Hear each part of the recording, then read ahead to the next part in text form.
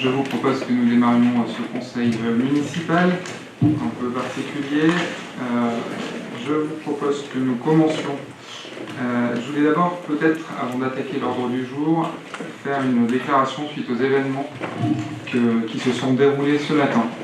Je voulais vous faire part de mon sentiment d'écœurement quand je suis arrivé à la mairie ce matin et que j'ai vu le vandalisme qui avait été perpétré la nuit dernière contre la mairie et la maison commune des Divonnais. Pour moi, c'est le cœur des Divonnais qui a été touché et j'estime que c'est grave ce qui s'est passé hier soir. C'est pour moi aussi le fait qu'une démocratie locale, ou que des échanges, aucune démocratie a été bafouée. Je pense qu'on peut avoir de nombreuses divergences politiques. On peut s'opposer à des projets, on peut ne pas être d'accord, mais je pense qu'il faut en débattre, il faut discuter de ces arguments, faire des débats d'idées, pour pouvoir les faire avancer ces projets, les amender. C'est ce qu'on essaye de faire régulièrement autour de cette table et grâce à ce conseil municipal. Par contre, je ne pense pas que par la dégradation et par le vandalisme, nous puissions faire avancer les choses. Et je regrette profondément que cette nuit, la mairie ait été victime de taille. Parce qu'en plus, c'est des travaux de nettoyage et de peinture de la mairie qui vont incomber aux finances des Divonnais. On a fait estimer cela à peu près 20 000 €. Donc c'est ce montant qui demain sera utilisé pour refaire la mairie. Ce qui est dommage, parce que ces 20 000 €, je pense que nous aurions pu les utiliser à autre chose. Et je ne pensais pas qu'à Divonne, on soit victime en fait de ce qu'on peut voir aujourd'hui en France régulièrement le samedi, où des symboles de la République sont régulièrement pris pour cible par des manifestants ou par des casseurs. Et je regrette que dans notre petite ville, on soit aujourd'hui victime des mêmes phénomènes que l'on peut trouver en France dans certaines agglomérations ou dans certaines villes. Je m'interroge aussi au regard des actes qui ont été perpétrés hier soir, cette nuit, pour me demander ce qui est devenu la notion de vivre ensemble et ce qui est devenu notre République. Je pense que les valeurs qui sont celles de notre pays, aujourd'hui, ne sont plus respectées. Et je pense que c'est essentiel que dans une commune telle que la nôtre, nous puissions conserver une forme de cohésion sociale, une forme de vivre ensemble et une forme d'action commune qui permettent de porter une collectivité et surtout conserver le sens de l'action publique. Comme je l'ai indiqué ce matin, j'ai été porté plainte à la gendarmerie pour les dégradations qui ont été commises, car je souhaite que nous puissions trouver les responsables de ces actions qui sont pour moi scandaleuses. Donc je condamne avec une très grande fermeté les actes qui ont été commis dans la nuit, des actes qui ont été commis, je pense, par des opposants au projet d'usine d'embouteillage de l'eau, qui ont utilisé ce prétexte pour dégrader le bien public. Et je serai intransigeant et je souhaiterais avoir la plus grande fermeté contre les personnes qui ont commis ces actes. Quand une mairie est attaquée, c'est les habitantes et les habitants de la ville qui sont attaqués. Et je trouve cela totalement inacceptable. Voilà ce que je voulais dire en introduction de ce conseil municipal et vous faire part de mon véritable sentiment d'écœurement. Jean-Louis Stéphane.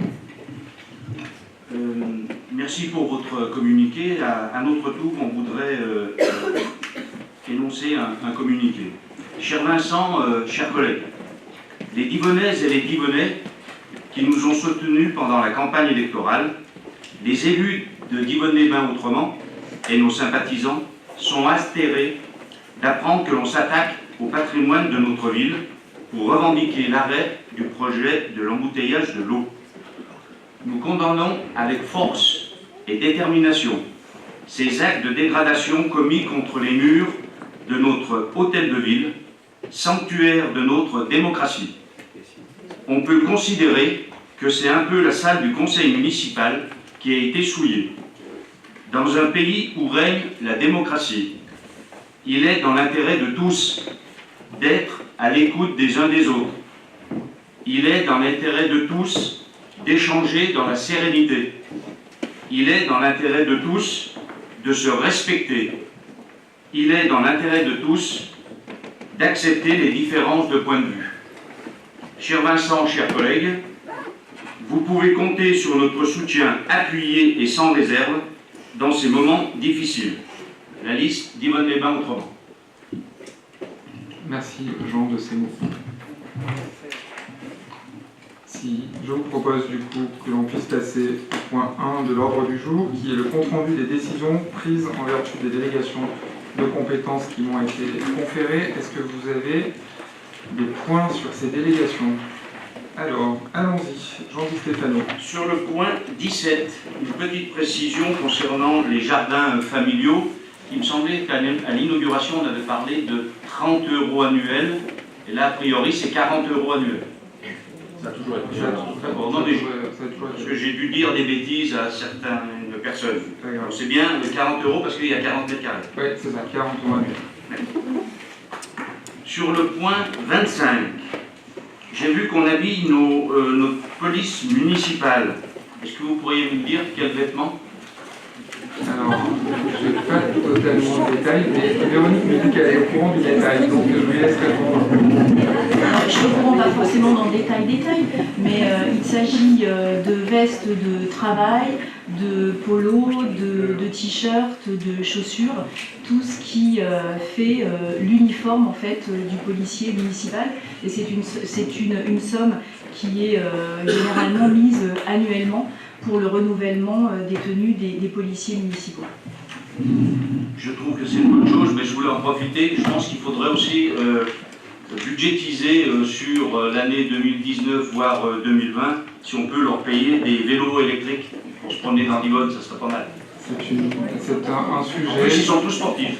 Oui, mais ils n'ont peut-être pas besoin d'électrique. Non, mais ça me permet, vous me donnez l'occasion de faire une petite parenthèse sur l'équipement de la police municipale. Aujourd'hui, vous le savez, on est victime d'une forme de vague de cambriolage qui crée une sorte d'émotion dans la ville. Et nous avons remarqué, avec les concours de la gendarmerie, qu'une partie de ces cambrioleurs pouvaient s'évader par les nouvelles voies vertes que nous avons créées. Donc, il faut que nous sommes en train de regarder comment équiper les policiers municipaux de solutions de mobilité qui permettent d'emprunter ces voies vertes. Donc, il y a des VTT, l'idée des VTT électriques est également une idée. Peut-être étudiée. Sur le point 27, on parle de démolition de la douane de Crassy. Je vous en félicite. Est-ce qu'on peut savoir à quelle date?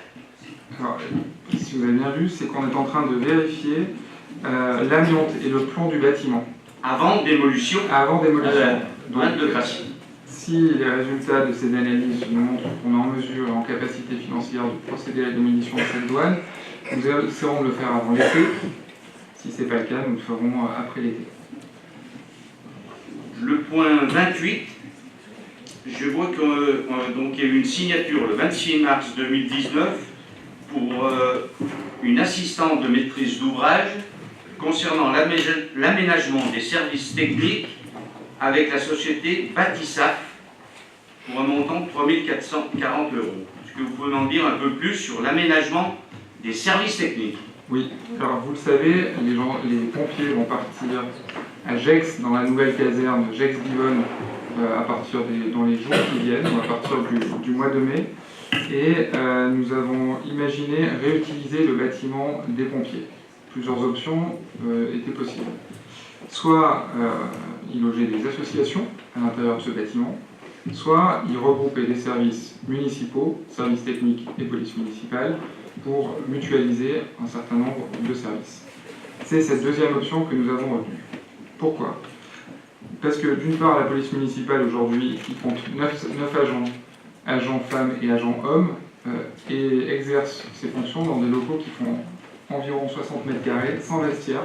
Donc ça pose un vrai problème de gestion de cette équipe de police municipale. Donc le fait qu'ils puissent conserver d'une part leurs points en centre-ville, ils conserveront l'accueil où ils sont actuellement, et on a souhaité mettre la partie administrative plutôt dans les locaux actuels des pompiers, qui sont des locaux aménagés pour les locaux de bureau, dans lesquels il y a des vestiaires hommes et femmes et des salles de réunion. Et nous nous sommes posé la question également des services techniques. Aujourd'hui, de nombreux véhicules des services techniques dorment dehors, ce qui pose un problème sur leur dégradation, donc ils pourront demain dormir à l'intérieur du bâtiment occupé aujourd'hui par les pompiers. Et l'idée, c'est également de regrouper les services techniques qui sont aujourd'hui dans le bâtiment situé au-dessus de la poste pour les remettre, services administratifs et services techniques, pour les remettre à proximité de la base opérationnelle, des services techniques, sur le site des pompiers. Donc c'est regrouper police municipale et l'ensemble des services techniques au même endroit. Ce qui permettra aussi de mutualiser quelques fonctions de la mairie. Ce qui nous permet aussi d'offrir environ 150 m² supplémentaires de locaux pour les associations en centre-ville. Car les locaux qui seront libérés par les services techniques seront des locaux qui seront dédiés aux associations. C'est des salles qui sont des salles de 10 m², de 60 m², ça dépend un peu des bureaux, et qui pourront être utilisés soit pour de la musique, soit pour de la danse, soit pour d'autres activités. Le bâtiment de la Poste, il est déjà occupé en partie par des associations, notamment au dernier étage, par une salle d'Arpadie et par d'autres salles au niveau intermédiaire. En plus de ces 150 m² que nous offrons aux associations en centre-ville, nous allons bientôt recevoir le bâtiment de la gare réaménagé. C'est un bâtiment, comme vous le savez, qui était dédié à devenir la maison du projet. Au regard du retard pris par le projet de la gare, lié au recours, nous avons décidé de pouvoir mettre à disposition des associations ce bâtiment de la gare. Donc c'est-à-dire que ça sera aussi 200 m², environ 200 m², qui à partir de septembre pourront être mis à disposition d'associations pour qu'elles puissent exercer leur art, sportif, exposition ou autre. Donc en gros c'est 350 m² qui seront rapidement mis à disposition d'associations à partir du 1er septembre. Quand je dis ça, ça ne veut pas dire qu'on oublie les projets que nous avons de villages d'associations. Nous travaillons aujourd'hui sur un projet architectural avec comme objectif de pouvoir déposer un permis de construire avant la fin de cette mandature. J'espère que j'ai répondu à votre question. Vous avez en partie répondu à notre question. Ce que je regrette dans cette approche, c'est qu'on n'a pas été consulté. Les listes minoritaires, on a pris ça en commission, et je pense qu'on aurait pu en amont échanger. Je crois qu'il aurait été important d'ailleurs on vient d'apprendre que la future maison du projet va être disponible pour des associations, ça peut être intéressant, mais je trouve que de mettre à l'écart comme ça les minorités sur ce type de projet, je trouve ça bien dommageable. Bertrand, non. Oui, je veux intervenir. J'ai écouté vos propos sur la vie démocratique et l'importance de faire vivre la démocratie de façon saine dans le débat. Et avec votre élection en tant que maire à Divonne, Vincent Scatolin, vous avez pris un engagement notamment d'avoir des relations différentes avec les listes minoritaires, d'ouvrir un dialogue, un travail en commun sur un certain nombre de dossiers. Ça fait un peu plus de 2 mois que vous êtes élu. Depuis 2 mois, on a eu le droit à une visite de la maison de santé avec les professionnels de santé. Moi qui participe à la commission urbanisme, je me demande pourquoi on n'a pas le droit d'être invité à ce type de visite. Vous avez fait des réunions avec les commerçants sans qu'on soit même informé de ce type de réunion, en participant notamment aux commissions foires des marchés par exemple, à la vie économique de la ville. Je me demande pourquoi les conseils municipaux n'ont pas le droit de participer à ce type d'événement.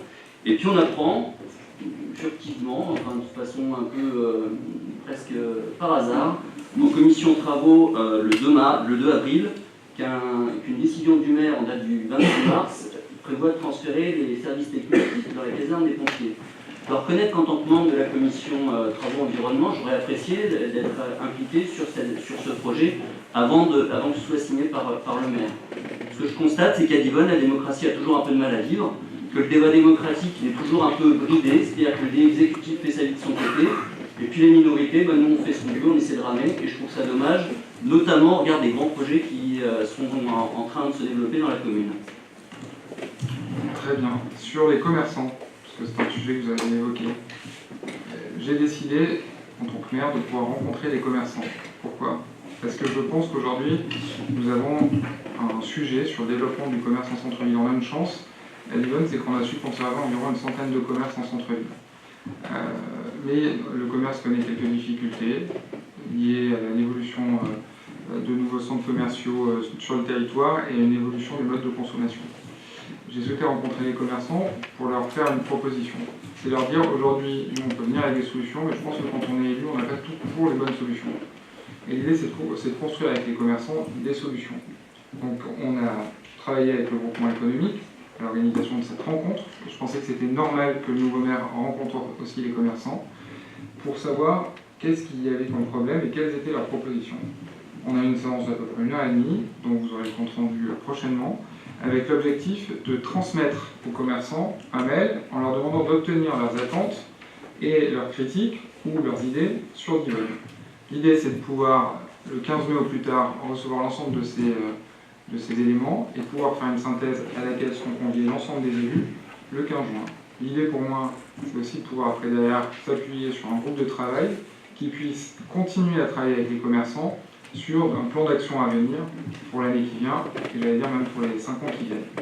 Voilà le sens de l'invitation que j'ai faite aux commerçants. C'était aussi pour pouvoir échanger entre le nouveau maire et les commerçants. Je crois vous avoir interpellé sur le débat démocratique et les relations que vous voulez entretenir avec l'opposition dans cette ville. Vous me répondez sur une réunion technique avec les commerçants. Je pense que la présence de quelques conseillers d'opposition n'aurait pas bridé les propositions des commerçants pour trouver des solutions sur l'aide économique de Divonne. Au contraire, on peut parfois faire quelques propositions intéressantes, même si vous niez parfois, mais enfin on fait des propositions pour la ville. Il n'y a aucun problème pour que les minorités soient présentes dans tout le processus qui va démarrer et qui est en cours avec l'ensemble des commerçants et que les propositions soient faites. Sur l'aspect démocratique, j'ai bien compris votre angle, c'est-à-dire qu'en fait rien n'a changé avec le nouveau maire. Laissez-moi simplement un peu plus de 2 mois pour vous montrer que les choses peuvent évoluer. Sur des sujets qui sont celui de la maison de santé et la caserne de pompiers, je pense que des décisions ont été prises avant que je sois maire, notamment sur la caserne de pompiers. Donc, vous pouvez me faire griller, aujourd'hui j'ai la charge, donc j'assume sans problème. Mais vous avez découvert ça en réunion, j'ai signé, c'est moi qui ai signé, je pense, le montant le 26 mars, mais la décision avait été prise bien en amont. En ce qui concerne la collaboration, le terme est mal choisi, l'information des listes minoritaires, rien n'empêchait qu'on soit informé en amont. Il y a une commission tous les mois, même moins que ça en ce moment, pour les travaux. Je suis surpris de le découvrir, et surtout qu'on n'a aucune explication dans cette commission. Si on ne pose pas les questions précisément sur ce point-là, on n'a pas d'information. Et c'est un élément important de la vie des services techniques de Divonne et de la vie de nos agents municipaux. Est-ce que les explications que je vous ai données aujourd'hui vous conviennent? L'explication, Jean Scatolin, laissez-moi un peu de temps. Le problème, c'est que le temps est compté. Vous êtes compté en particulier. Moi, j'ai pas le même calendrier que vous, donc on verra ce qu'il en est après. Mais que dans la collaboration que vous mettez en place avec les listes minoritaires, les actes sont bien loin des mots. Je partage forcément pas votre avis, mais laissez-moi encore quelques temps. Est-ce qu'il y a d'autres remarques sur ce point? Pour terminer, 2 décisions, la 32 et la 33, pour ma gouverne personnelle, le contrat de location de matériel pour la Villa du Lac. Alors, la Villa du Lac a accueilli une équipe sportive qui s'entraînait à Lyon, qui logeait à la Villa du Lac. Ils étaient nombreux, donc ils ont demandé de leur louer du matériel. C'est ça, non? Merci. Je ne suis pas toujours sûr de mes réponses, c'est un sujet quand même très technique. Désolé. Non, mais il n'y a pas de problème. Ok. On est bon là-dessus. D'autres sujets sur les points? Je vous remercie pour la réponse que j'ai reçue ce matin sur la question que j'avais posée le conseil municipal précédent concernant les délégations. Donc, si j'ai bien compris, il y avait une erreur. C'est des décisions ambiguës. Parfait, donc j'ai eu l'information que je souhaitais. Tardivement, certes, puisque c'était ce matin. J'aurais aimé qu'elle vous arrive avant. Donc, on prend, est-ce qu'il y a des gens qui s'opposent à la prise d'acte de ces décisions ou est-ce qu'on est bon? Parfait. Le point 2, donc, c'est la formation du huis clos. Alors, je voulais expliquer la raison pour laquelle je souhaitais que nous ayons un débat sur le point 3, qui est le point sur l'usine d'embouteillage de l'eau, le point de situation du dossier. et que je souhaitais que ce débat puisse se faire à huis clos. Déjà, sur la forme. En fait, je pense que le huis clos aujourd'hui, on le fait, je crois, peut-être pour la première fois à Yvonne, mais je souhaite qu'on puisse, lorsque les dossiers le nécessiteront, le faire au niveau de ce conseil municipal. Ça sera une de mes méthodes de travail et un des changements que nous aurons. Pourquoi? Parce que je pense que quand on fait un huis clos, ça permet au conseil municipal, qui est l'émanation aussi d'une représentation de la population, de pouvoir s'exprimer librement sur un sujet. Je reviendrai sur la nature du sujet sur lequel on doit s'exprimer ce soir, mais également de prendre une décision, parce que le point numéro 3 est sanctionné par une délibération, une décision ou des orientations. Et je crois, selon la nature des projets, qu'il est important que le conseil municipal puisse prendre position, puisse mandater le maire ou un groupe de travail pour pouvoir porter certaines orientations ou certaines évolutions dans un dossier. Nous aurions pu très bien parler de ce dossier d'embouteillage de l'eau, puisque c'est le sujet qui nous occupe ce soir, autour d'une commission généralisée, qu'on puisse se réunir au sein d'une salle de la commune. Je n'ai pas souhaité le faire pour les raisons que je viens d'évoquer. Et j'ai souhaité aussi que ce soit inscrit ce soir à l'ordre du jour pour montrer l'importance que a aussi ce dossier. Pour moi qui suis jeune maire, qui est élu depuis maintenant 2 mois, qui a pris connaissance aussi de ce dossier, et montrer que c'était important de pouvoir avoir un débat, minorité-majorité, sur ce dossier. Pourquoi le huis clos aussi, dans le cadre de ce dossier, c'est qu'il y a des sujets qui sont liés au droit des affaires, au secret des affaires. Nous avons dans l'avenant que nous avons signé avec M. Sabaté et la société Andrénus, une clause de confidentialité. Et ce soir, je souhaitais que M. Sabaté puisse s'exprimer très clairement et qu'il puisse répondre très clairement aux questions qui seront posées par les conseillers municipaux, qu'ils soient de la majorité ou de la minorité. La réunion se tient à huis clos ce soir, mais nous proposerons aussi qu'une réunion publique d'information sur le projet pour que l'ensemble des Divonnaises et des Divonnais puissent être tenus informés de ce dossier et d'évolution de ce dossier, puisse se tenir dans le courant du mois de mai. Et c'est une réunion qui sera prévue avec M. Sabaté.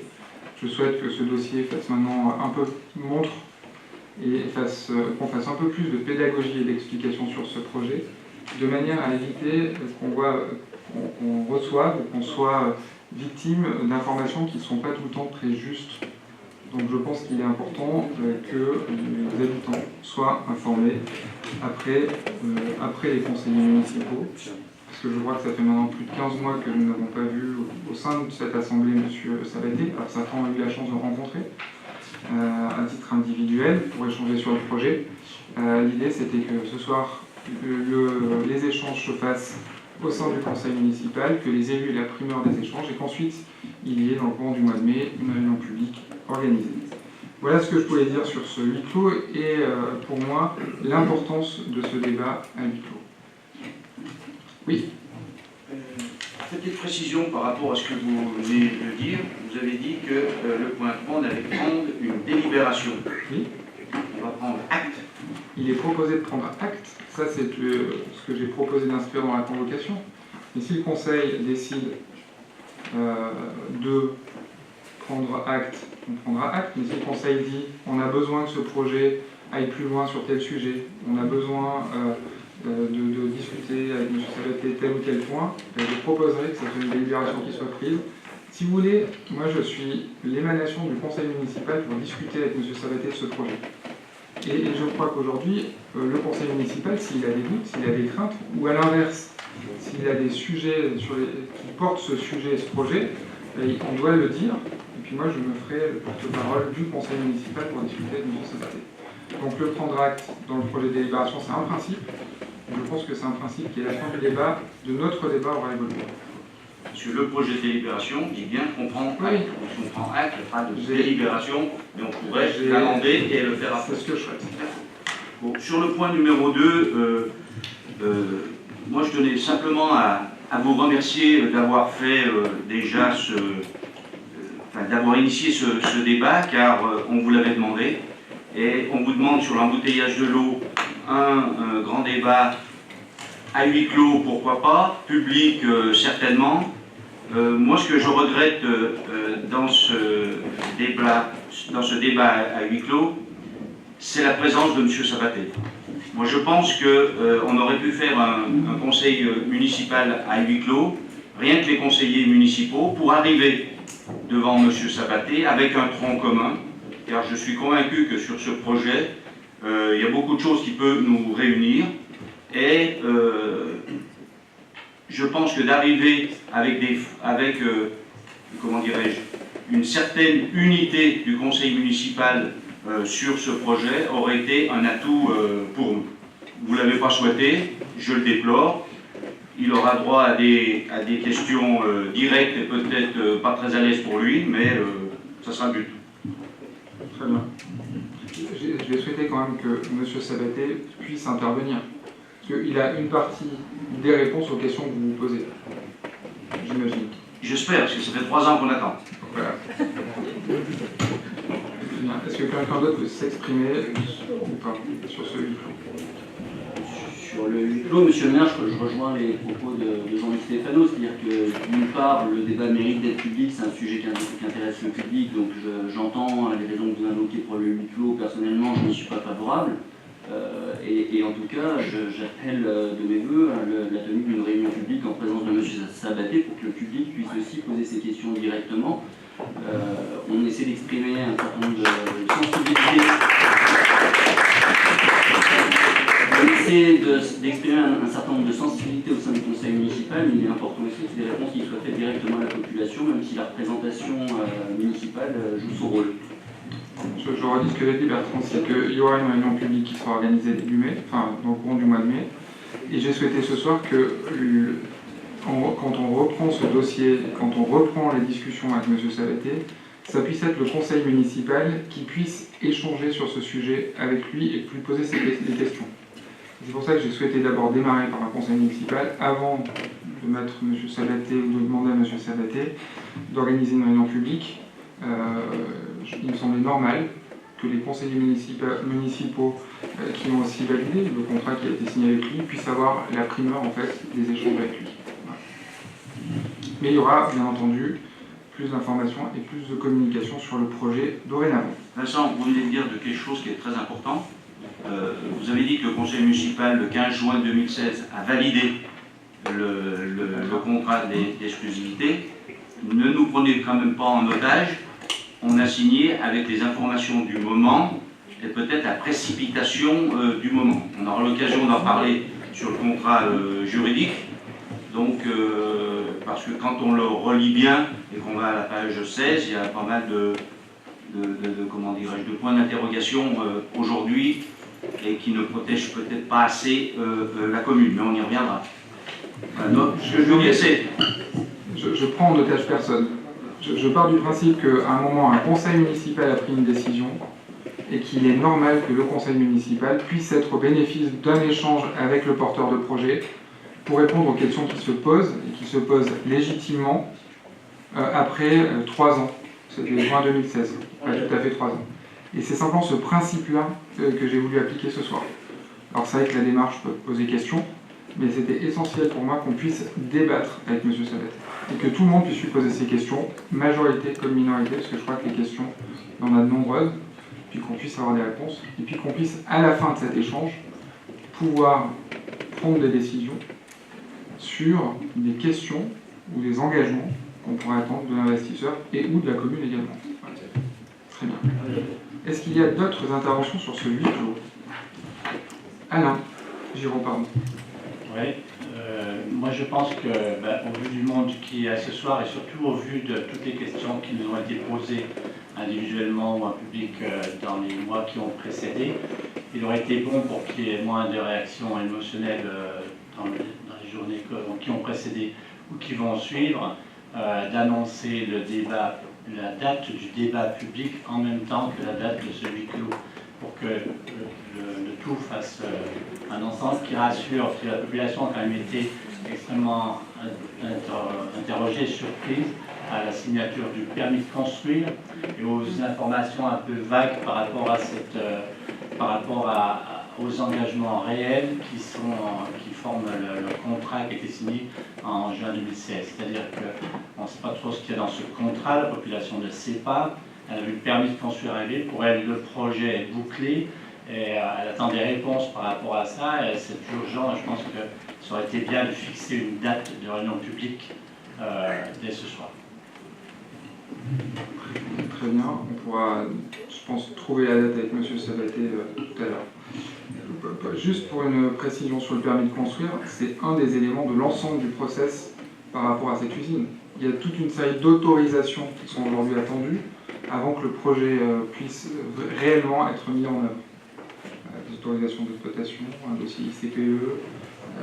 M. Sabaté a également fourni plusieurs études d'impact qui, dans leur contenu, sont peut-être de nature à répondre aux inquiétudes, à répondre à nous-mêmes, à nos inquiétudes ou à nos points d'interrogation. Donc le permis, c'est un élément de l'ensemble de ce projet. Très bien. Est-ce qu'il y a d'autres questions là-dessus? Donc je vous propose de passer au vote sur le huis clos. Qui est contre? Qui s'abstient? Donc la majorité est pour, donc je déclare le huis clos et je demanderai du coup au public de sortir de la salle. Et au cas où secrétaire de séance. Alors je vous remercie d'avoir, surtout la presse qui a attendu très longuement, et que je remercie de revenir, mais le débat que nous avons eu avec M. Sabaté a été relativement fourni et long. Avant de passer au point 4, je tenais à vous informer en fait de la décision qui a été prise aussi par l'Assemblée, parce que ça me paraît important. Donc nous avons décidé plusieurs points au regard du débat que nous avons eu. C'est déjà de prendre acte de l'état d'avancement du dossier, de continuer à demander à M. Sabaté des éléments relatifs à son profil, à son modèle de développement économique, de demander au maire donc, de travailler sur un avenant au contrat qui est passé avec la société Andrénus pour intégrer une dimension environnementale et écologique. Notre volonté est de faire de ce projet de développement économique un projet de développement durable et écologique. Donc ça sera un point que nous passerons prochainement par la forme d'un avenant. Nous avons également décidé de mettre en place un groupe de travail parce que je ne souhaite plus que ce dossier soit uniquement un dossier suivi par le maire, mais que ce soit un dossier qui soit porté plus largement que par le maire. Et le dernier point qui a été décidé, c'est que nous puissions améliorer la communication et la concertation sur ce dossier, et notamment, comme je l'ai annoncé tout à l'heure, de mettre en place une réunion publique dans le courant du mois de mai, afin que les Divonnaises et les Divonnais, puis ceux qui sont intéressés au projet, puissent avoir un état des lieux de l'ensemble du projet. Voilà les décisions qui ont été prises suite au débat fourni et complet que nous avons eu avec M. Sabaté. Du coup, je vous propose de revenir au point 4 de l'ordre du jour, qui est une modification et une approbation du tableau des effectifs de la commune. Vous avez vu que nous avons une évolution dans les effectifs qui correspond à la réactualisation des mouvements qui ont eu lieu dans l'année, notamment en lien avec les avancements de grade, les postes vacants, les promotions internes et les recrutements en cours. Et c'est le tableau des effectifs qui sera arrêté à la date du 1er mai 2019. Est-ce que vous avez des questions sur ce sujet? Pas de questions. Est-ce qu'il y a des oppositions? Est-ce qu'il y a des abstentions? La délibération est adoptée. Nous passons à la délibération numéro 5 qui est une garantie d'emprunt. Et je donne la parole à Jean-Christophe Place. Oui, merci M. le maire. Je propose de passer le point 5 et 7, parce que c'est la même opération 291 rue du Jura. Il s'agit d'accorder la garantie financière à Dynacité pour un emprunt de 4 prêts d'un montant de 2 311 000 € pour l'acquisition en VFA de 17 logements, en plus et PLAI. Et pour le point numéro 7, c'est d'accorder la garantie financière toujours à Dynacité sur la même opération pour 4 prêts d'un montant de 318 000 € et cette fois-ci pour du PLS. Est-ce qu'il y a des questions? Pas de questions. Donc est-ce qu'il y a des oppositions? Est-ce qu'il y a des abstentions? La délibération est adoptée. La délibération numéro 6, qui est également une garantie financière. Alors là, il s'agit de donner un accord de principe pour la garantie financière pour Sempercoda cette fois-ci, pour un emprunt dont on ne connaît pas le montant pour le moment, pour la réservation de 27 logements, 342 rue Voltaire. C'est pour l'opération KPI. Et évidemment, cette délibération reviendra en conseil pour donner la garantie financière.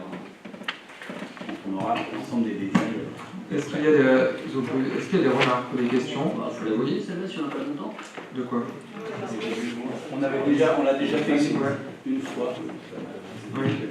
En fait, là, c'est un accord de principe seulement.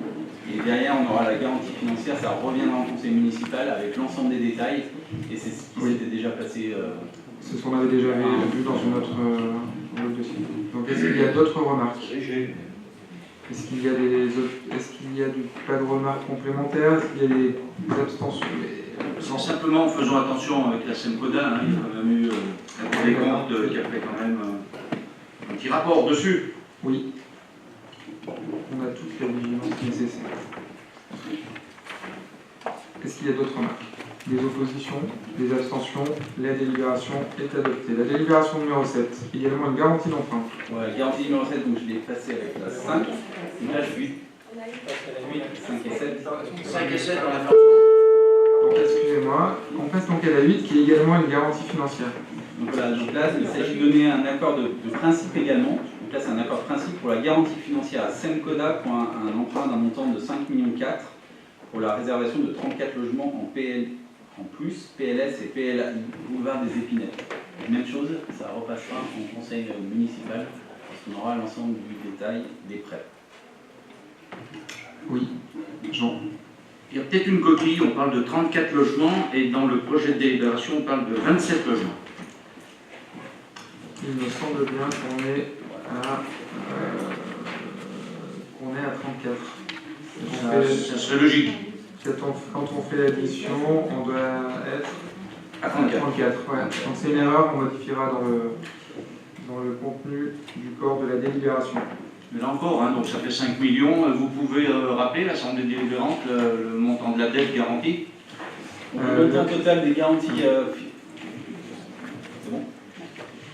Donc le montant total des garanties financières au logement, c'est 38 millions d'euros. L'annuité des garanties financières, c'est 1,4 million. Et donc on doit respecter 50% des recettes réelles, soit 10 millions. Donc au total, aujourd'hui, nous sommes à 3,8 millions, donc sous le seuil des 10 millions. D'autres remarques? Des oppositions? Des abstentions? La délibération est adoptée. Délibération numéro 9, je suis bien que je ne me trompe pas cette fois. C'est donc une cession à l'euro symbolique de parcelles situées le long de la rue Voltaire, en lien avec un projet immobilier qui est développé derrière la villa Beaujeu, donc derrière l'ancien casino. Et la commune récupère au total une parcelle de 28 mètres carrés qui correspond à la chapelle qui est située dans le parc, entre la rue Voltaire et la villa Beaujeu, et une surface de terrain de 2464 mètres carrés qui est destinée à devenir un jardin public à destination du public et qui sera en lien avec les futurs jardins aménagés du quartier de la Gare. Il y a également une servitude de passage qui permettra aussi de relier la rue Voltaire à la rue de la Pierre à Cercle et d'assurer une continuité piétonne depuis le centre-ville pour desservir la Pierre à Cercle, le château et plus loin le Mont-Mussy. Donc c'est une session à l'euro symbolique pour quasiment 2500 mètres carrés. J'ajouterai que sur le projet, sur la chapelle, il y a un projet porté par des passionnés de rénovation de la chapelle qui se fera dans les prochaines années. Est-ce qu'il y a d'autres remarques? Est-ce qu'il y a des remarques sur cette délibération? Si pas de remarques, est-ce qu'il y a des oppositions? Est-ce qu'il y a des abstentions? La délibération est adoptée. Délibération numéro 10, c'est pour une cession de terrain à l'euro symbolique cédée par la société Marignan pour 34 mètres carrés le long de l'allée de la piscine. C'est pour élargir en fait ce passage qui mène de l'avenue des Alpes à la rue Marcel Antonio. Est-ce qu'il y a des remarques? Est-ce qu'il y a des oppositions? Mais elle existe déjà. Non, mais en fait, l'idée c'est d'élargir pour aménager des places de stationnement au regard de futurs projets piscines, mais également un trottoir. Donc, ça va être une Non, impasse. si, ça sera toujours une impasse. Et les gens pourront tourner au... Est-ce qu'il y a des remarques? S'il n'y a pas de remarques, est-ce qu'il y a des oppositions? Est-ce qu'il y a des abstentions? La délibération est adoptée. Délibération numéro 11, qui est une convention pour un dispositif particulier sur le logement abordable. Sandrine. Oui, on a une frange de la population qui est largement au-dessus du logement social en termes d'obtention, en termes de ressources, mais qui est au-dessus pour acquérir du logement privé. Donc c'est un nouveau produit qu'on essaie de mettre en place qui permettra, là ce sera effectivement un couple avec enfants, puisque c'est un des trois, de pouvoir acquérir un bien 30% au-dessous du prix du marché d'un programme. Et ce programme, c'est le programme Eau-Divine qui est rue de la Grande Champagne. Et cette convention nous lierait avec la société Sogim. Donc c'est d'essayer de répondre à une problématique de territoire, c'est-à-dire un non-accès au logement privé et un non-accès au logement social. Voilà. Donc le prix du mètre carré, bien sûr, oui, parce qu'il y a énormément de spéculation, il y a les ressources qui sont étudiées, tout ça est très encadré effectivement. Pourquoi on ne le fait pas plus souvent? Mais c'est un produit qui vient de sortir, donc voilà, on essaie de mettre en place sur notre territoire. Non, voilà, donc c'est pour nous un premier essai sur cette modalité. Je suis pas favorable, monsieur le maire, parce que ça ne rentre pas dans notre quota de logements sociaux. Non, mais c'est un pour l'instant. Mais Non, mais simplement, monsieur Augustin, c'est une réponse à une frange de la population qui va rester dans du logement privé et qui va occuper ce logement privé probablement sur occupation parce qu'elle ne peut pas investir plus en termes de loyer. Donc pour moi, c'est une vraie réponse. Il y a une contrainte au niveau du logement social sur la commune, c'est d'atteindre les objectifs qui sont fixés par la loi à la commune de Divonne, sur lesquels on est en retard. Et je crois que, compte tenu de ce retard, nos objectifs principaux devraient être de tendre dans la création de logements sociaux qui comptent dans le quota de logements sociaux. Sachant qu'on a plein de raisons pour expliquer, je connais vos réponses, on a plein de raisons pour expliquer le fait qu'on soit en retard, notamment parce qu'on a du logement communal, il y a plein de choses qui rentrent en ligne de compte. Mais l'investissement de la commune pour développer du logement abordable se fait au détriment du logement social, puisque ce sont des moyens qui sont mis en place par les promoteurs, voire par la commune, et qui sont au détriment de logements sociaux qui rentrent dans les quotas. C'est pour ça que je n'y suis pas favorable. Sur le principe de permettre à des familles qui ne sont pas dans les revenus du logement social, c'est pas le problème, et c'est à un moment des affectations de moyens de la commune qui doivent favoriser l'atteinte des objectifs. Je ne crois pas que l'intention est de généraliser le process, mais de répondre à une frange de la population qui n'a pas de réponse aujourd'hui sur le territoire. Je peux vous faire la même réponse, c'est-à-dire qu'aujourd'hui on va répondre à une demande, ce qui sera insuffisant par rapport au nombre de personnes. Bien sûr, mais je n'ai pas dit qu'on allait généraliser, mais je n'ai pas dit non plus qu'on allait sous-estimer ce processus. Je compléterai ce que dit Sandrine Stéphane. Dans le cadre du prochain PLU intercommunal, il y aura des parts obligatoires de logements abordables. C'est-à-dire qu'il y a des communes qui ont un fort taux de pourcentage de logements sociaux. Il y en a d'autres qui auront un taux de pourcentage de logements sociaux avec du logement abordable ou du logement intermédiaire. Et c'est une vraie volonté de pouvoir développer ce type de produit pour une frange de la population qui n'arrive pas aujourd'hui à se loger. C'est-à-dire qu'ils n'accèdent pas au logement social, ils n'accèdent pas au logement privé. Donc il y a un entre-deux qui doit être trouvé. Et c'est ce logement abordable. On a aussi du PSLA aujourd'hui, qui est du logement abordable en accession à la propriété sociale, qui compte dans le logement social. On aurait pu tout à fait prendre ce dispositif aujourd'hui. Sauf que le PSLA, au bout de 5 ans, il sort des quotas de logements sociaux. Donc en fait, ça n'a pas de valeur ajoutée pour nous. Parce que notre retard sur le logement social, on va devoir le rattraper, faire en sorte de retrouver un niveau acceptable durablement, pour éviter de se retrouver à chaque fois, sans être un peu technique sur les périodes triennales, avec des pénalités à payer. Je sais que vous avez la double casquette, mais l'exercice va devenir compliqué, en particulier pour la commune de Divonne, parce qu'on a un cas un peu à part. Il y a d'autres communes qui sont au niveau du logement social, donc ils n'auront pas d'efforts à faire.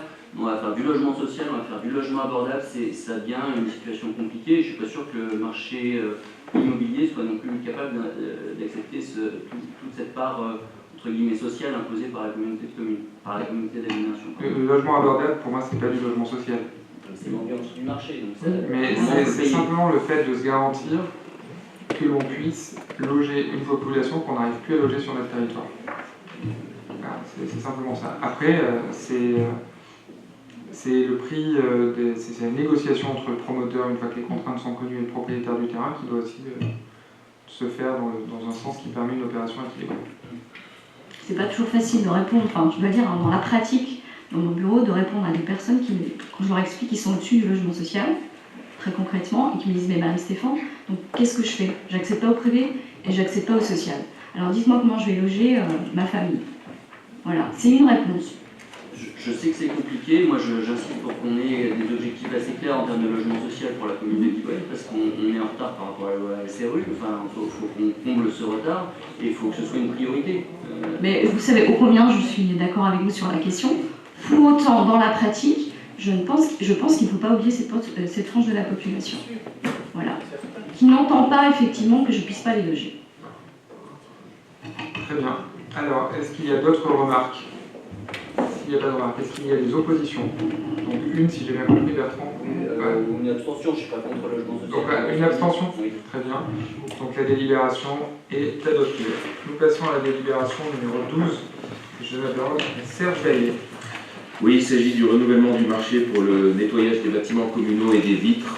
Ça concerne les bâtiments de l'Esplanade du Lac, la médiathèque, le groupe scolaire Guy de Maupassant, l'annexe de l'école primaire centre, le bâtiment de la Poste, pour ce qui concerne le secteur communal, ainsi que les vitres. Pour ce qui concerne donc ce marché de 2 lots, s'agissant du lot 1, nettoyage des bâtiments, c'est l'entreprise LPN, comme d'ailleurs pour les vitres, qui l'a emporté. C'est un contrat d'une durée d'1 an renouvelable 3 fois. Pour ce qui concerne le nettoyage des bâtiments, le montant maximum annuel c'est 140 000 € hors taxe. Et pour le lot 2, le nettoyage des vitres, c'est 20 000 € hors taxe, montant maximum annuel. Est-ce qu'il y a des remarques? Est-ce qu'il y a pas de remarques? Est-ce qu'il y a des oppositions? Est-ce qu'il y a des abstentions? La délibération est donc adoptée. Point numéro 13. Et donc on poursuit avec le renouvellement des marchés, cette fois sur l'entretien du terrain de football et de la piste en herbe de l'hippodrome, pour le choix des prestataires. En ce qui concerne donc l'entretien des terrains de football, pour un montant maximum annuel de 100 000 € hors taxe, c'est la société Parc et Sport qui l'a emporté. Et pour ce qui concerne le lot numéro 2, l'entretien de la piste en herbe de l'hippodrome, pour un montant maximum annuel hors taxe de 20 000 €, c'est la société Technigazon qui remporte le lot, toujours pour un contrat d'1 an renouvelable 3 fois. Est-ce qu'il y a des questions sur ces deux? Question, Serge, on a dit qu'on l'a passé en commission Tout à fait. Plus pour l'entretien des terrains de foot, c'est important. En ce moment. Surtout en ce moment. Très bien. Est-ce qu'il y a d'autres... est-ce qu'il y a des remarques? D'autres remarques? Non. Est-ce qu'il y a des abstentions? Est-ce qu'il y a des oppositions? Non, la délibération est donc adoptée. Délibération numéro 14. Et là, pour le coup, c'est le renouvellement du marché pour la signalisation verticale, nos panneaux de signalisation directionnelle et de police. Le marché étant arrivé à terme, nous l'avons renouvelé pour une durée d'1 an renouvelable 3 fois pour un montant maximum annuel de 50 000 €. Et c'est la société Signogiro dans le Jura, de Moret, qui l'a emporté. Est-ce que vous avez des remarques? Est-ce qu'il y a des oppositions? Est-ce qu'il y a des abstentions? La délibération 14 est donc adoptée. Délibération numéro 15 sur la signalétique horizontale. Exactement, et cette fois c'est le marquage au sol.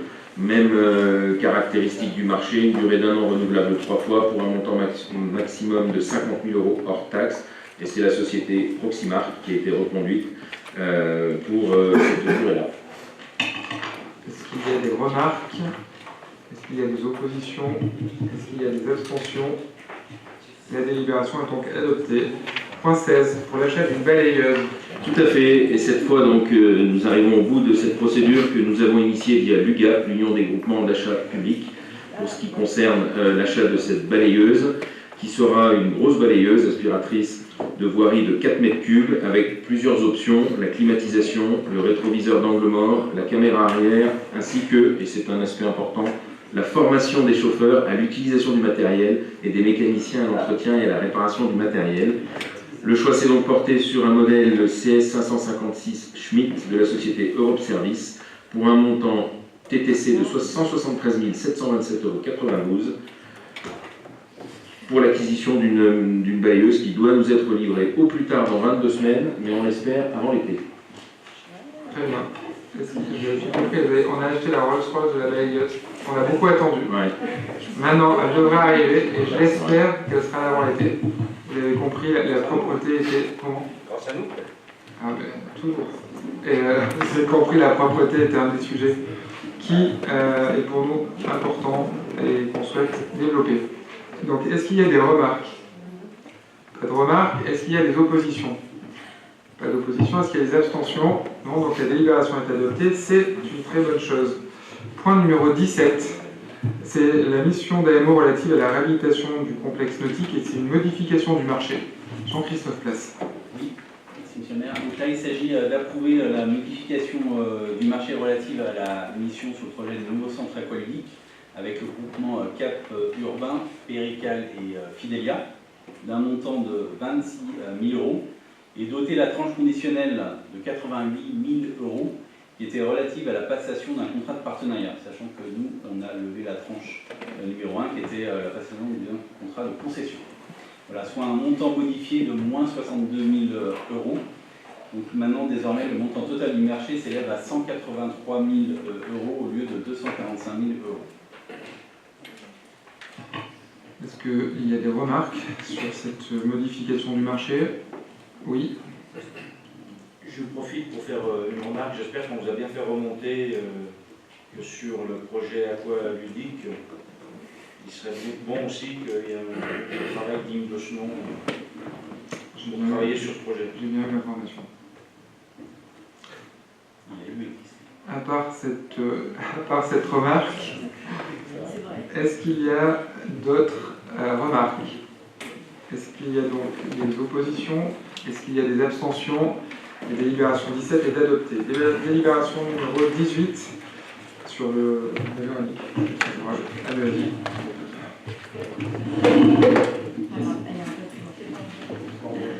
Donc il s'agit par cette délibération de lancer une procédure de concession sous la forme d'une délégation de services publics pour la gestion de nos accueils de loisirs, de l'espace jeune, de la gestion aussi du conseil municipal des jeunes.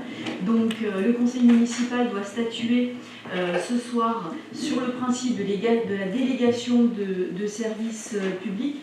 Donc au vu d'un rapport concernant les caractéristiques des prestations que vous avez en annexe, donc que devra assurer le futur délégataire.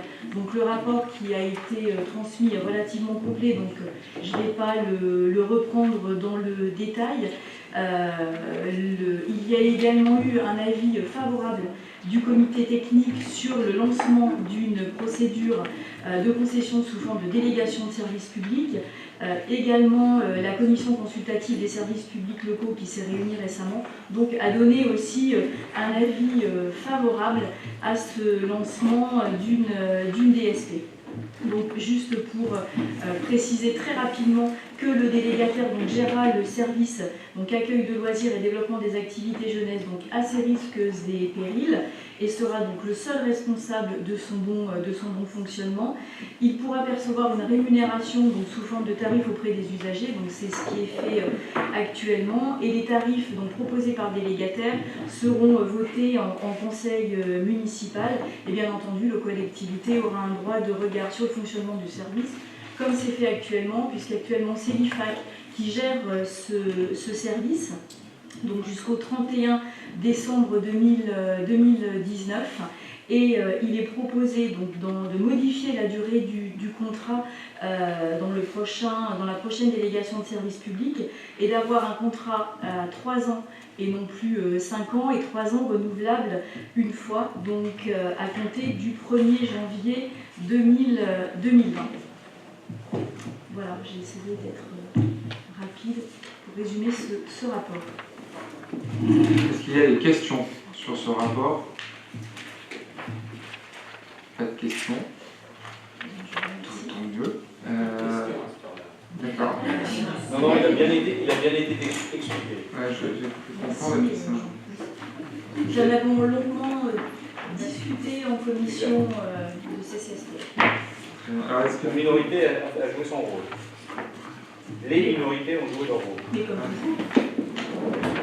toujours. Moi, j'ai pas le point. Vous minimisez toujours votre poids et votre impact sur les décisions, non, votre poids dans la réflexion et, je ne vais pas être désagréable, et votre impact sur les décisions qui sont prises dans ce conseil. Mais vous voyez, régulièrement, ça marche. Voilà, est-ce qu'il y a d'autres remarques? Si ce n'est pas le cas, est-ce qu'il y a des abstentions, des oppositions? La délibération 18 est adoptée. Délibération numéro 19 sur la desserte forestière. C'est fait, et nous revenons sur ce projet pour une délibération qui annulait en place la précédente du 2 février 2017, puisque nous avons dû modifier le tracé de cette desserte. Je rappelle que l'objectif, c'est d'aller un peu plus loin dans la forêt, atteindre des parcelles où le bois est noble et de très bonne qualité, dans le but de la revente derrière. Donc nous finalisons ce projet avec ce nouveau tracé pour un montant donc prévisionnel de 175 933 € hors taxe, ce qui représente 153 332 €. Non, bah, c'est le même montant hors taxe. C'est-à-dire, ouais, il y a une petite coquille là au niveau des services, donc on va s'en tenir au montant hors taxe, 175 933 € hors taxe. Et TTC, voilà. Et 22 600 € hors taxe de maîtrise main-d'œuvre, le tout étant financé à 80% par des subventions. Le montant, c'est bien. Vous avez compris, c'est 175, donc c'est 153 plus 22. C'est ça. Un peu. Est-ce qu'il y a des remarques? Une remarque initialement, cette route avait pour objectif de permettre l'accès aux parcelles forestières, mais également de permettre une utilisation touristique pour créer de nouveaux chemins accessibles aux promeneurs. Et là, on perd cet intérêt puisqu'elle est en mauvaise transition. Oui, on a été contraint par des refus de riverains de modifier le tracé, et c'est sur celui-ci qu'on a réussi à obtenir les accords nécessaires qui nous permettent, je le rappelle, d'obtenir 80% de subvention. Mais c'est vrai qu'on était tributaire de l'accord de tous les propriétaires de parcelles voisines. Ça permet aussi de vendre des bois plus chers. Mais c'est bon. On accède à des parcelles qui sont de bois noble. S'il y a d'autres remarques? Si tel n'est pas le cas, je vous propose de passer au vote. Qui s'abstient? Qui est contre? La délibération numéro 19 est adoptée. Délibération numéro 20. Et on en termine avec la participation financière pour la prise en charge de travaux avec la société Utopia. Il s'agit tout simplement pour le camping de remplacer son transformateur électrique, du fait que maintenant ils ouvrent quasiment toute l'année, ils ont besoin d'un transformateur plus puissant. Et dans la mesure où ce transformateur dessert également d'autres maisons sur le domaine public, nous devons contribuer à due proportion, ce qui représente 6 570,84 € pour le montant total et la participation de la commune à ce renouvellement. Il y a des remarques? Bertrand. Je m'abstiendrai, monsieur le maire, parce que la seule raison qui entraîne le changement de ce transformateur, c'est effectivement l'augmentation de consommation du camping, notamment par une utilisation à l'année et sur des logements chauffés. Donc je pense que le camping aurait dû supporter la totalité de cet investissement. Non, le transformateur dessert aussi des maisons sur le domaine public, c'est à ce titre. Mais la consommation des maisons plutôt en descendant puisqu'elles s'isolent, etc. Et en plus, il n'y a pas spécialement de projet dans ce point-là d'ampleur. Donc la seule raison qui entraîne le changement, c'est effectivement l'augmentation de capacité du camping. Mais nous desservons des maisons sur le domaine public. Très bien. Est-ce qu'il y a d'autres remarques? Pas de remarques. Je vous propose de passer au vote. Qui s'abstient? Une abstention. Qui est contre? La délibération numéro 20 est donc adoptée. Nous sommes arrivés à la fin de l'ordre du jour du conseil municipal. Je tiens à vous informer que le prochain conseil est prévu le jeudi 9 mai à 20 h. Voilà.